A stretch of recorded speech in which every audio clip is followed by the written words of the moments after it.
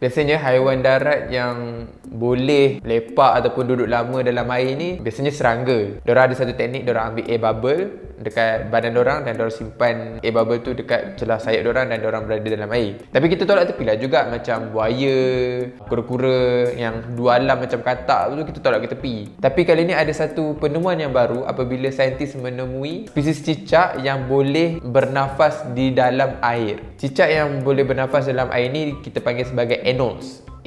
Anoles. Sorry, minta maaf lah yang suara ni and udara tak telus dekat hidung.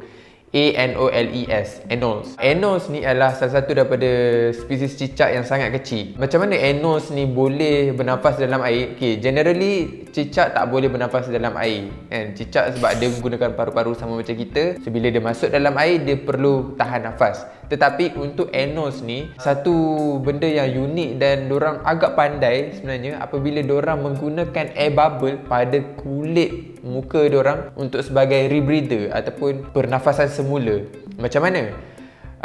Kulit cicak generally dia kalis air. So bila kalis air, dekat kulit dia tu akan create air bubble tau. Jadi bila dia masuk dalam air bubble tadi akan ikut dan melekat dekat scale dengan kulit dia. Pada masa ni, bila dia menyelam dalam air bubble yang dekat kawasan hidung dia tu ada tau. Mula-mula dia akan test dulu sama ada air bubble ni cukup kuat tak untuk dia bernafas. So apa dia buat, dia akan hembuskan 2 ataupun 3 air bubble yang terawal untuk dia nak test dulu. Okay, air bubble pada kulit aku ni boleh bertahan tak? So bila dia dah tahu yang air bubble dekat kulit dia tadi boleh bertahan, boleh digunakan untuk bernafas, barulah dia start untuk bernafas menggunakan air bubble yang dekat muka dia, kat hidung dia tu. So kalau korang nampak dalam video ataupun gambar ni, korang akan nampak yang air bubble dekat muka dia tu dia macam kembang kempis.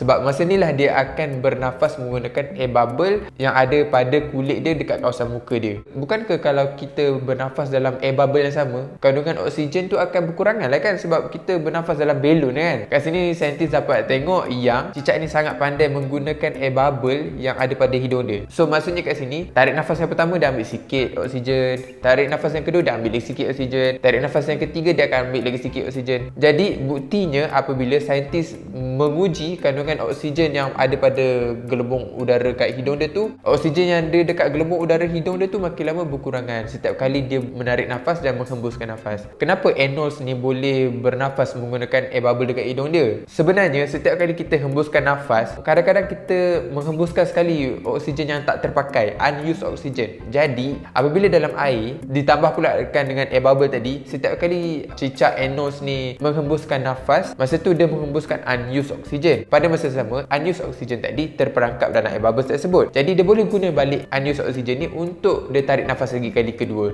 dan seterusnya. So macam itulah sehinggalah kandungan unused oksigen tadi habis ataupun berkurangan yang sampai dia tak boleh nak menggunakan. Adakah anoles ni boleh dijumpai di Malaysia? Anoles yang boleh bernafas di dalam air ni hanya dapat dijumpai dekat kawasan selatan Amerika sahaja, kat kawasan Costa Rica, Mexico, kat kawasan macam negara tersebut saja. Dan saintis yang menemui penemuan ni boleh katakan ini adalah salah satu bentuk prediction ataupun salah satu bentuk benda yang kita boleh kaji lagi, bahawasanya kemungkinan pada masa akan datang cicak ni akan menggunakan benda ni sebagai satu bentuk evolusi mereka. Sebab apa?